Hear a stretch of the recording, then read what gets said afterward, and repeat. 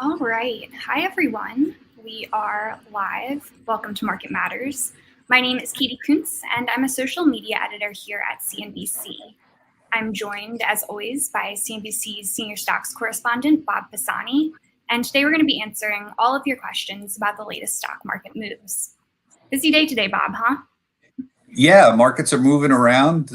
It's considering it's August and we have traditionally light volumes. There's a lot of volatility today. Yeah, for sure. So let's just jump right into it. Why are the markets down so much today? Well, Jay Powell spoke. He spoke every year at this Jackson Hole conference. It's become a big thing for Fed officials and really officials from central banks around the world to talk about policy. And Powell and the Federal Reserve have been unhappy with the stock market rally recently. We've had a significant rally off of the June lows. We were down 20%, and now we had a nice little rally, about 15% off of the lows. And it's been an issue for a lot of people. It's been a big problem. So people are very unhappy. And I think at the stock market, at the Federal Reserve, they're very unhappy with what's going on at the markets. And I think what's happened is the Federal Reserve views the stock market as a wealth barometer. So when the market goes up, people feel wealthier and they'll spend more. And that's good. In this situation, it's not, because it's been rising recently. It's been getting more expensive because the market has come to believe a couple things. It's come to believe that the Fed is slowly winning the fight against inflation. It's still too high, but the Fed's winning. It's come to believe, the stock market's come to believe the consumer is still pretty strong, and it's unlikely we're going to have a severe recession. People go back and forth between a mild recession or maybe just a slowdown, maybe a soft landing, but a really severe recession like we had in 2008, 2009 is kind of unlikely. The market also has come to believe that earnings are going to hold up. They're coming down. They're not as high as they were, the expectations, but they're coming down. And the market's come to believe that the Fed will likely end its rate hike program this year, at the end of this year. So I think Powell and the Fed officials are very unhappy about this. They want to push back. They want to say, oh, wait a minute, you're getting a little too confident here. We have a long way to go to fight inflation. We're not declaring victory yet. And I think they wanted to take some of the froth out of the stock market. Now, remember, they don't target the stock market. They target inflation and jobs. But don't kid yourself. They watch the stock market as a barometer of wealth very, very carefully. So that's why we're down. Powell pushed back very heavily against that. We can talk about that a little bit more if you want, but that's the main reason we're down. The other thing that you should be very aware of is that volume has been very light in the last couple of weeks. I think 6 of the 12 lightest days of the year have occurred in the last 10 days. You can smack the market around a lot because there's not around a lot of market participants. I think because we're down today, the volume will be a little higher than it has been in the last few weeks. But just remember, it is August, and there are a lot of people that are not around. Yeah, that makes a lot of sense. Thanks, Bob. So like you said, busy week with the Fed. We heard from Fed Chair Powell today. What have we learned this week from the Fed? Well, I think what Powell is trying to tell us is we aren't won. This game isn't won. And he wanted to tell people that we got a long way to go. So I pulled up some quotes from his speech. It was only 10 minutes long. He said, lower inflation readings are, we've seen recently, lower inflation readings are welcome, but we're far short of what the committee will need to see before we're confident inflation is moving down. So right there off the top, he said, we're not declaring victory. Then he went on to say reducing inflation might result in some below trend growth. He said there might be some softening of the labor market. He said interest rates will be higher. He said this may bring some pain to households and businesses. These are the unfortunate costs of reducing inflation. So he specifically said to everyone, look, this is going to take some effort and some pain to get inflation down. So he also said they're going to keep doing this for some time. He didn't have an end date. And he wants to push back against the idea that in 2023, they're going to stop raising rates and they may start lowering it. He clearly wanted to push back about there. On the other hand, he also said implied that they were aware of the risks of raising rates too much and causing a recession. And historically, this has happened with the Fed. So he said, at some point, as the stance of monetary policy tightens further, it likely will become appropriate to slow the pace of tightening. So there's a little sop to the bulls out there. But he didn't say we're going to start lowering rates in 2023. He didn't say that at all.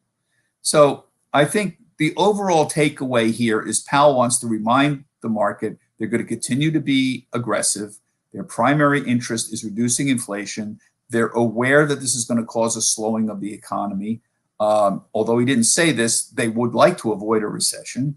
But inflation is so high that they have to be aggressive at this point. And I think they want to remind everyone that they're going to be as aggressive as they can until they see things really starting to come down dramatically. So, Bob, we've talked about the Fed. What has been driving the market recently? And also, where do we go from here? Well, this year has been a battle between the consumer and inflation. Inflation is the story of 2022. We haven't had inflation like this in a long time. It's the result of a number of factors, primarily around what happened around COVID and supply chain issues, but also the Russian invasion of Ukraine, the China lockdowns that we've seen, some Fed excess monetary policy. There is no one cause, but those are the main ones. So the consumer has been really strong. The labor market conditions have been really strong. The consumer has been impacted by high inflation, particularly low and middle consumers have been impacted on this. So there is some impact from the whole thing, but it's not bringing down the economy. It's slowing it, but not bringing it down. And that's sort of the main issue. It's this tension between the still strong consumer. For example, the balance sheet of many consumers is still very strong. As I said, we're very cognizant of the impact at the lower end, where people who are having to spend more money on food inflation, for example, have less money to spend on discretionary items. That's something Walmart flagged, for example. So far, it's a very difficult economy to read. Under the traditional measures of a recession, we're not in any kind of recession. The job growth is still too strong to have anything like that. But this is what I mean when I said COVID has created such a scramble of data points here that it's really hard to figure out exactly what's going on. I'm actually quite amazed that, at one point, we're really only down 10, 12% for the year, given all the gains we've had in the last few years. So it's the battle between the consumer, how strong is the consumer, and what is it taking to get inflation down? So inflation has been high for a while. It's a topic obviously on everyone's minds. Has it peaked, and how would we know? Well, we don't know. We got some good data points today. The Fed's preferred measure of inflation is called the PCEs, the personal consumption expenditures. And it's sort of an inflation gauge. And it was up 6.3% year over year for July. That was below 6.4% expected. The core, when you strip out food and energy, was also below expectations. So that's a good point. And what it's showing is that it's coming down, but it's coming down very slowly. The question is, how much faster can we get it down, or what would it take to get it down faster? And is a slow glide path enough for the market? So the answer is there is evidence, for example, that commodities inflation has peaked. Gasoline prices have come down. Oil has come down. It was 130 not long ago, and it's in the 90s now. But, other things besides commodities are contributing to inflation. Wage inflation, for example. We have said this many times. If you go from $10 to $15 or $20 an hour, you're not getting back any of that gains. And indeed, as you see some inflation out there still persisting, even if it goes from, say, pick a number, if it was 8%, and now all of a sudden it's 4% or 5%, well, that's less than it was, so it's trending down, but it's still up from where it was a few years ago. So if you're a consumer and you're looking at that, you're saying to yourself, well, all right, maybe it wasn't as high as it was a few months ago, but it's still up. I'm going to keep asking for more wage hikes. And that's what the Fed's concerned about, that these things kind of keep spiraling and they get embedded, and it gets very hard to get them out. So that's the problem. Wage growth is a bit of an issue. Now, if you're the working man, I was very much in favor of more wage hikes. And I thought that a lot of people, particularly on the lower end of the wage scale, deserve raise because adjusted for inflation, they haven't had any wages going up for a long time. And at the lower end of the scale, people did initially do better than inflation. But now it's getting tougher, and that's why the Fed's very concerned about this. So they're willing to sacrifice, wage growth, I think, to keep inflation down. And that's a big issue. It's hard to describe, Katie, the corrosive effects of long-term inflation. A little inflation is very good. That's why the Fed likes 2%. There's nothing magical about 2%. But at 2% inflation, you could handle it. 2% inflation, people can raise prices 2% a year, and nobody's going to scream too much. But when you start getting up to 6, 7, 8, 9% inflation, 10%, people start noticing, even for chocolate bars. And they're going to say something. They're going to push back. And they're going to ask for more wages more frequently, more wage hikes more frequently. And that's a problem. They want to break that cycle, that expectation. The good thing about inflation is it reduces the future value of debts. I mean, think about this. If you owe $100,000 on your house and you have 5% inflation, that $100,000 is really only $95,000 in a year, with the effective purchasing power. So it's quite a way to help reduce the overall impact of debts. But you don't want to get it too high. This is why the Fed's very obsessed with inflation right now. It eats into people's incomes. It eats into their expectations, and it's understandable why the Fed is very concerned. Well, yeah, I mean, it's something that affects all of us in our everyday lives. So definitely something that people are going to be watching very closely and see if that keeps coming down. Bob, what are you watching as we head into September? It's already end of August. What are you looking at? I think the big thing is August and September are traditionally tough months for the stock market. Usually, the market improves, and the fourth quarter of the year is usually an up quarter. October, November, December, and usually January are usually up months. August and September generally are very choppy and can often be down. October has months where it's had terrible years as well. So this is a choppy part. And the higher level of uncertainty only adds to the choppiness. What I would look for is, I'm the stocks guy, so I look for earnings situations. And earnings are expected to be up this year, 6-7% for the S&P 500 overall. But a lot of this is because oil companies are doing really well. So their profits are so high, they're supporting the S&P 500 to a certain extent.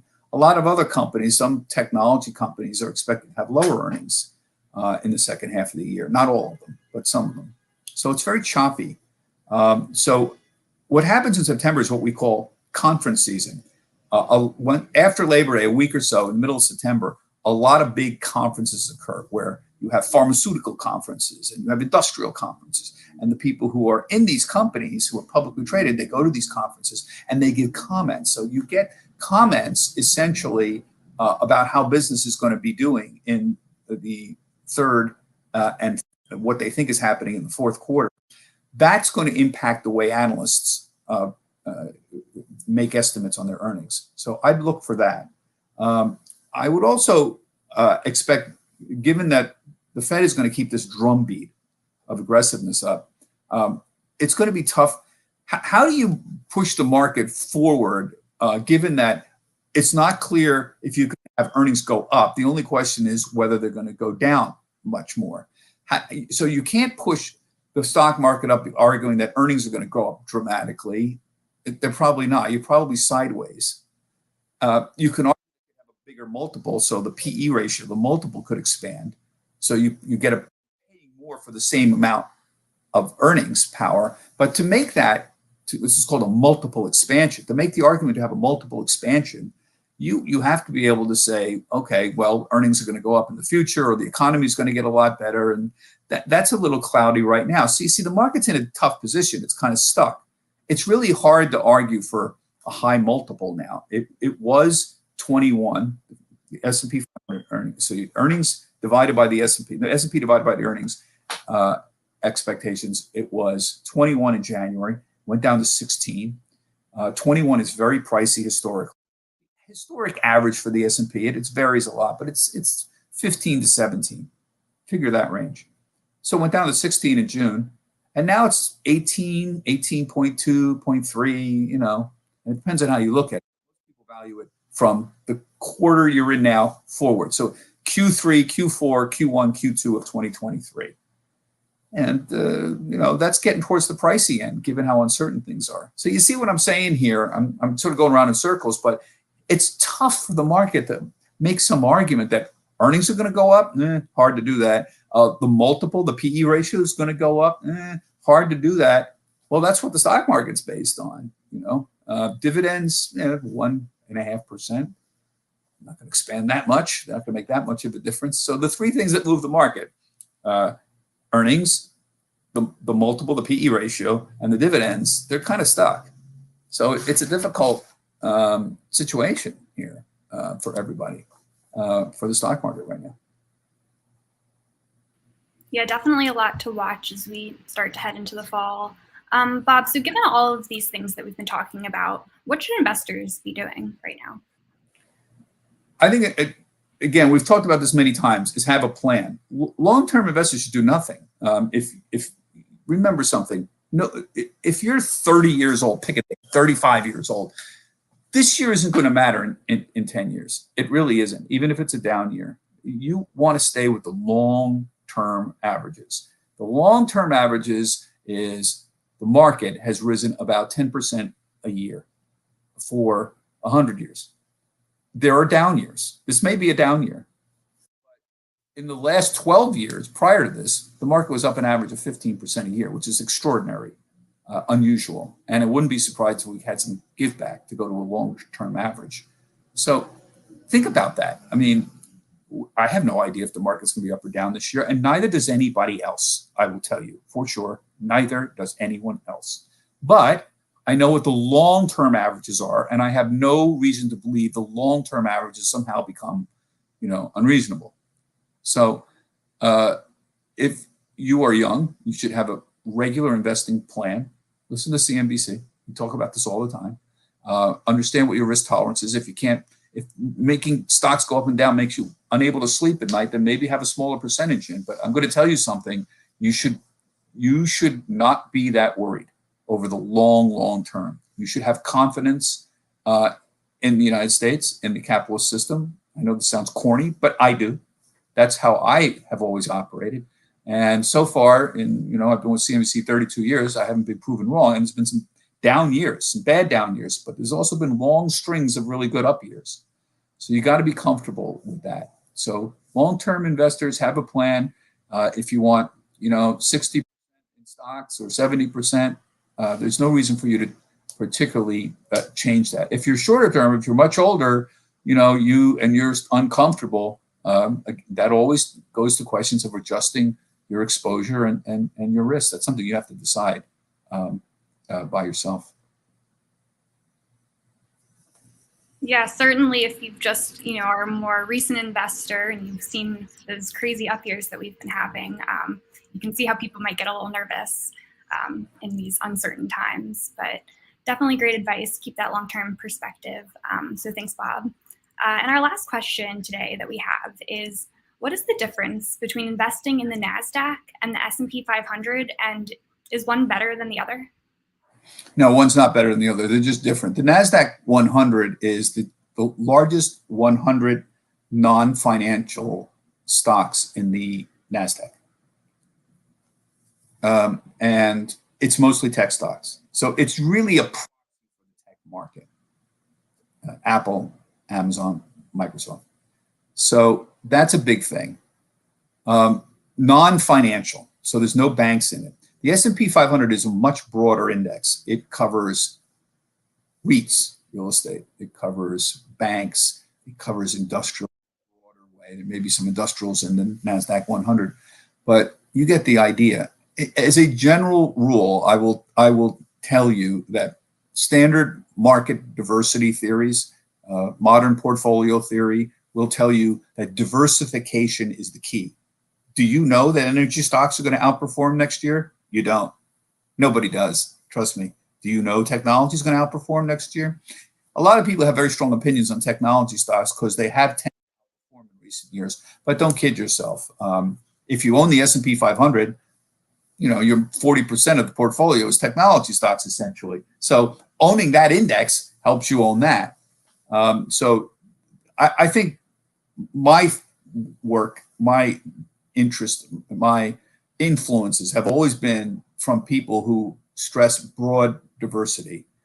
They stress generally the inability to consistently pick stocks, the inability of anyone to consistently get in and out of the markets, the inability to do market timing, which is what that is, getting in and out, and staying invested, staying long-term, having a plan, and being as diversified as possible. So your plan may be owning the Nasdaq 100 because you believe strongly in owning tech stocks. That's a good proxy for a broad tech index. And again, broader is better. Owning the Nasdaq 100, if you believe in technology, is better. It's less risky than owning pick a stock, NVIDIA, in there. That's just a standard belief of most investors these days.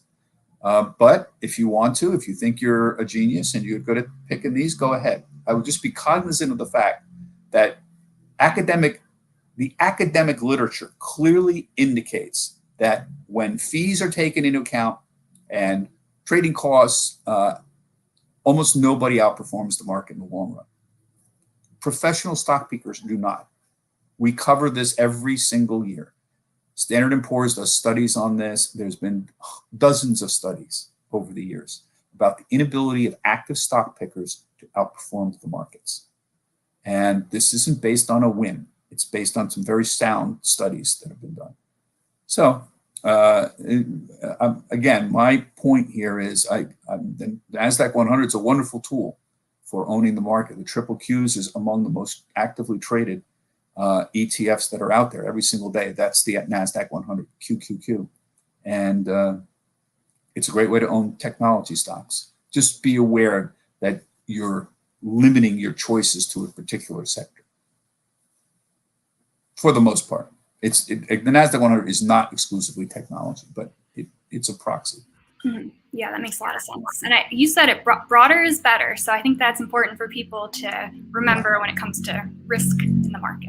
When you're young, you think you can beat the world. You think you can win at roulette, craps, and you pick stocks. When you stick around for a long time and watch carefully and read the studies and honestly look at yourself and what your real returns are with the real costs involved, including your own time and energy, compared to just sitting there and owning the broad market, a lot of people are frankly unwilling to accept that fact, or look at it honestly.